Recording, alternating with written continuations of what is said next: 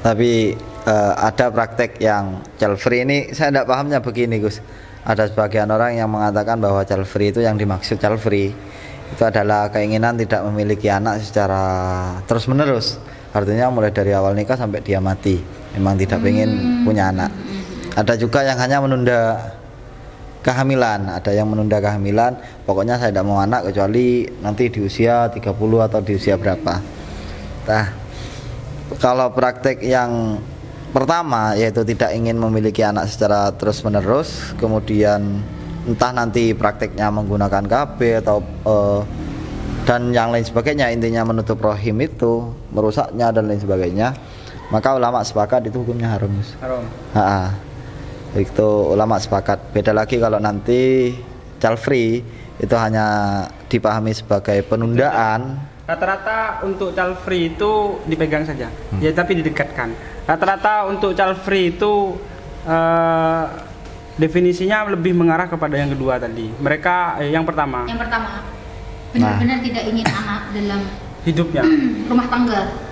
Kalau memang seperti itu kan tetap tidak boleh nanti Gus. Child free itu tidak boleh.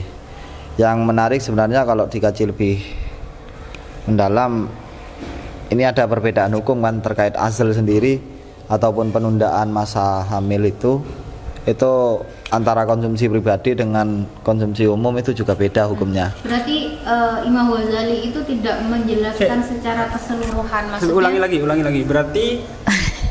Berarti Imam Ghazali itu tidak menjelaskan secara keseluruhan hukum yang sampean tadi bacakan. Berarti hanya untuk misalnya menunda dan lain sebagainya, bukan untuk child free yang benar-benar dari awal nikah sampai mati gitu. Enggak.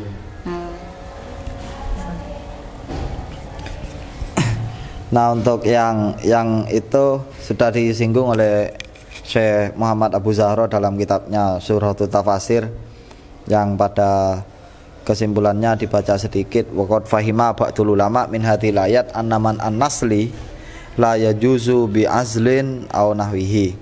Baik prakteknya atau azl atau yang lain, pakai azl ataupun yang lain. Kemudian wa mahma yakun fa innahu minal muakkad annal ladzina qalu laisa bihi min ba'sin qarraru anna dzalika bil juz'i la bil kulli. Seandainya pun ada ulama yang mengatakan boleh karena berpandangan bahwa hukum memiliki anak itu tidak wajib, kan bermula dari itu semua Gus. Apakah semua pernikahan wajib punya anak atau tidak? Nah, sebagian ulama ada yang mengatakan wajib, ada yang mengatakan tidak. Nah, berangkat yang mengatakan tidak wajib berarti tidak ada masalah. Itu pun annadzalika bil juz'i la bil kulli. Artinya hanya untuk konsumsi pribadi, bukan untuk konsumsi umum. Ai annahu yakunu liman yuridu dzalika ayf'al idza kana lahu mubarrar ala tawsi'ah fil mubarrar indal Ghazali walakinahu haramun bil kulli. Ai haramun ayyad'a ahadun ilaihi. Jadi seperti yang saya katakan awal tadi ya. Iya, betul Gus. Nah, jadi kalau cuma untuk konsumsi pribadi itu tidak masalah. Seperti siapa barusan? Syekh Muhammad Abu Zahra. Syekh Muhammad Abu Zahra. Tapi kalau buat konsumsi publik, artinya dipublish di apa bahasanya itu ya? Di apa mau kalau dipublish itu kan bahasanya? Dipublikasikan. Ya dipublikasikan itu maka tidak boleh gitu ya. Okay. Terus lanjut. Ada beberapa peluang sih sebenarnya bagi para pelajar ataupun intelektual muslim untuk membahas sebenarnya hukum punya anak itu Gus, karena belum banyak ditemukan dalil tentang itu. Hukum punya anak itu sendiri itu ada ulama yang membahas paling tidak pol di masalah azal atau meletakkan mani tidak pada tempatnya, mengeluarkan di luar dan mencegah masuknya mani sperma ke dalam farji, ke dalam rahim. Hanya itu saja. Belum sejauh membahas tentang wujubun nasl, wujubul walad. Wujubul walad hanya ulama-ulama kontemporer, ada yang mengatakan wujub, ada yang mengatakan tidak. Ada terjadi perbedaan pendapat terkait nikah itu apakah harus punya anak atau tidak. Iya, betul Gus. Tapi kan kalau hukum fikih itu lihat situasi dan kondisi kan. Iya juga sih. Contohnya misalnya bisa jadi child free itu diperbolehkan ketika, jadi sekarang kan sebelum nikah itu sebenarnya banyak yang harus diperhatikan, mulai dari cek kesehatan salah satunya, terus cek ke golongan darah, bukan golongan darah tapi apa gitu loh Mbak, Mbak Smen. Ada yang lagi yang Ada. terpenting. Enggak ngono maksudnya. Sebelum cek kesehatan dan sebagainya, cek apakah cinta atau tidak. Lanjut. Aduh.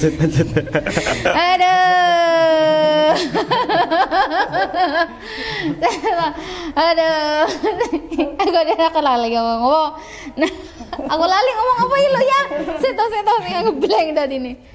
Astagfirullahaladzim, aku ngomong apa? Ya cek kesehatan. Cek kesehatan. Jadi beberapa peneliti atau ya kesehatan ada misalnya darah tipe tertentu itu tidak baik bertemu dengan tipe darah tertentu. Itu akibatnya misalnya kalau dia punya anaknya cacat, naudzubillah min syarri dzalik, atau kenapa kayak gitu.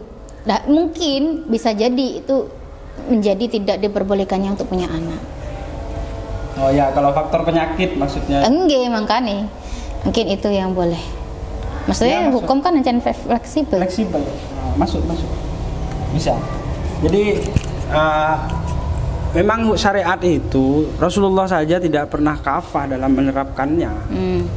Karena ada beberapa kebijakan beliau yang memang kalau di syariat secara 7 menit lagi. Oke. Kalau secara syariat secara ya memang harusnya Sayyidina Umar saja belum pernah menerapkan syariat secara keseluruhan, ini belum pernah.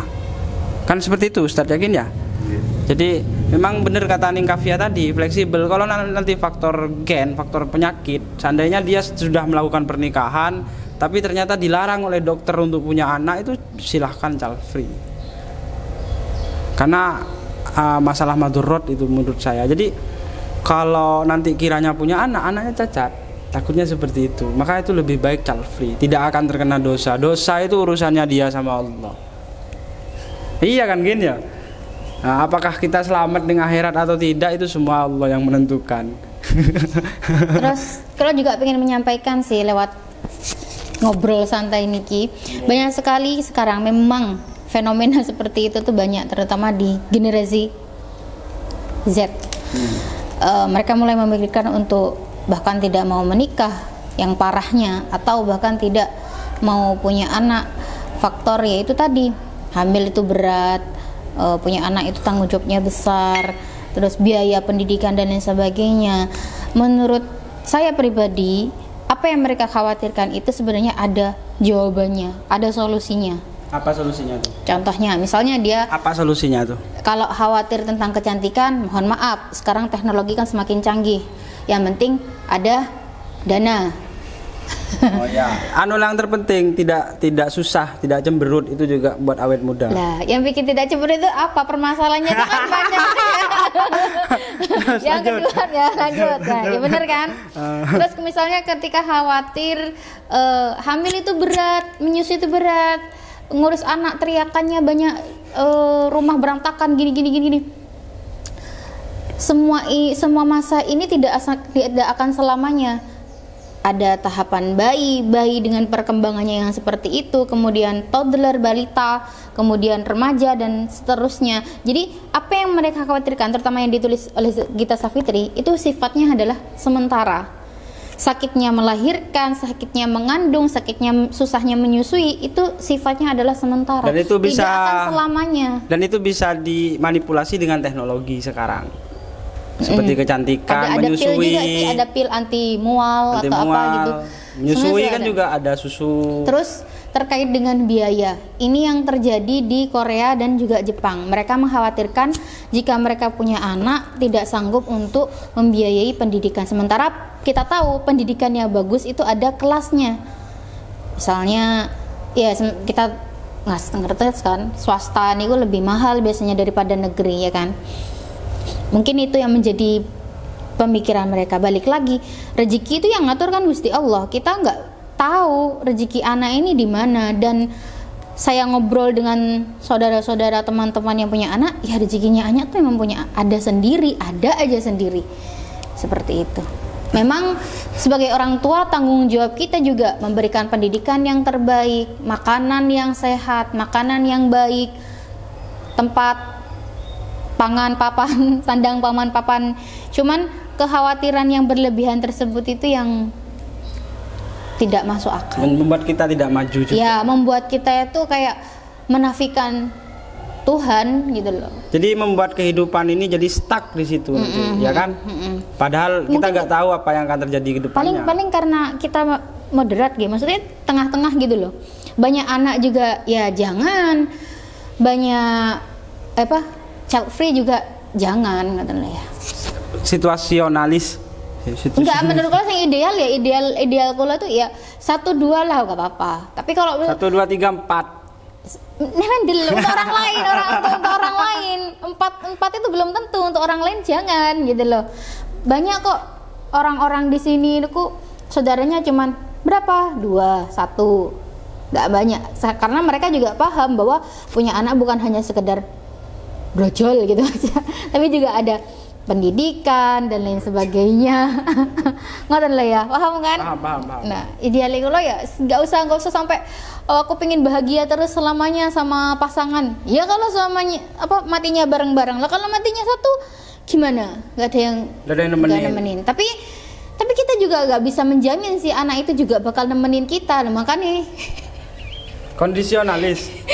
Makanya wis lah enak bergantung pada Gusti Allah, wis gak usah dipikir wis. Ketika ada orang yang bilang gini, nanti tuanya gimana, nggak ada yang nemenin. Lalu mereka pakai argumen gini, banyak kok panti jompo itu punya banyak anak, tapi anaknya sama sekali nggak mau merawat, intinya cuma ditaruh di tempat jompo, seperti itu kan. Nah itu berarti sebenarnya bukan bisa kita lihat kenapa kok bisa seperti itu, anak tersebut itu begitu, mesti bisa dicari tahu kenapa seorang anak ini bisa tega menitipkan orang tuanya ke panti jompo seperti itu. Bukan malah ya kayak gitu menyalahkan ya punya anak kayak gitu, belum tentu, belum pasti. Semua dimulai dari pendidikan sih, nek menurutku loh. Ya sama kayak Imam Al-Ghazali kan, beliau pasti bilang al-ilmu, segala solusi dari segala permasalahan yang ada di Ihya itu ujung-ujungnya al-ilmu, ya kan Kin? Coba monggo gimana? Nggih. Yang jelas untuk yang terakhir nggih. Yang jelas untuk yang terakhir child free itu bagi siapapun yang meyakini ya setidaknya keluarlah dari pendapat ulama yang mengatakan haram gitu lah. Ada beberapa alasan, setidaknya ya melakukan penundaan saja. Penundaan itu bukan child free kalau penundaan itu. Child KB. Child KB. Child KB. Ya penundaan saja kalau memang, karena nanti kan harapan kita tetap mereka juga berubah pikiran. Pemikiran itu kan ya Allah sendiri kan yang ya muqallibal qulub. Sabit qulubana alladzi qatoatik. Oke. Seperti itu nah. Sudah, ada. Sekarang pesan terakhirnya, monggo. Dari beliau dulu nih Kafia, terkait dengan Calvi dan KB tadi. Hadap ke kamera. Enggak. Salah satu cara jangan mudah ombang-ambing dengan fenomena yang ada, tapi kita harus benar-benar mencari tahu, selalu bertanya dan memahami kenapa bisa seperti itu. Jangan asal ikut-ikutan saja. Itu saja sih pesan-pesan untuk anak-anak muda zaman sekarang. Jangan ikutan cepet-cepet pengen nikah hanya gara-gara teman-temannya pada nikah. Jangan ikut-ikutan nggak mau punya anak hanya gara-gara trennya itu lagi nggak mau punya anak. Jangan seperti itu, tapi tanyakan pada diri sendiri dan juga cari tahu apapun itu bener nggak kayak gini, ini gimana ya menurutnya, sampai kalian menemukan jati diri kalian sendiri. Iya, jawabannya ya ada di kalian sendiri gitu. Jangan FOMO. Apa itu FOMO? Ya, Fear of missing out ya, FOMO. Jadi menurut beliau kita jangan jadi generasi pengikut, kita harus punya prinsip, itu pesan beliau. Kalau dari saya pribadi terkait dengan child free ini, syariat itu kondisionalis. Jadi yang punya jawabannya terkait dengan diri kalian, jadi kalian sendiri gitu loh, apakah mau child free atau tidak. Kalau memang alasannya sangat urgen sekali seperti masalah genetik, penyakit dan sebagainya, seandainya jenengan bisa bahagia dengan hanya berdua dengan pasangan ya monggo. Artinya terkait hukum itu dipikir budi saja dah. Tapi bagaimanapun jangan sampai dipublis prinsip child free-nya, karena kalau dipublis nanti bisa jadi haram, bisa jadi bahaya gitu. Itu saja sih pesan dari saya. Moga Ustadz Yakin pesan terakhir terkait dengan child free dan KB tadi. Ya, ini tersirat di ayatnya itu nan asa antakrahu syai'a wa khairul lakum wa asa antuhibbu syai'a wa syarrul lakum. Kita tidak pernah tahu, kadang ada hal yang kita benci padahal itu baik bagi kita, dan kadang kita senang sesuatu itu ternyata jelek bagi kita. Ya, ditolak ukurnya tetap kembali kepada syariat itu sendiri. Ya. Seperti itu nan. Jadi terkait child free kembali kepada di syariat. Ya, mau nambah lagi? Nambah lagi. Lah, fenomena yang terjadi ini, sisi positifnya dari fenomena yang dibawa Gita Savitri adalah para konten kreator jadi punya konten untuk jadi apa namanya, memang jalan rezeki bagi orang lain. Itu sisi positifnya. Alam lah, semua sudah sunnatullah. Ana urid wa anta turid wallahu fa'alul lima yurid wallahul muwaffiq ila aqwamit thoriq. Assalamualaikum warahmatullahi wabarakatuh.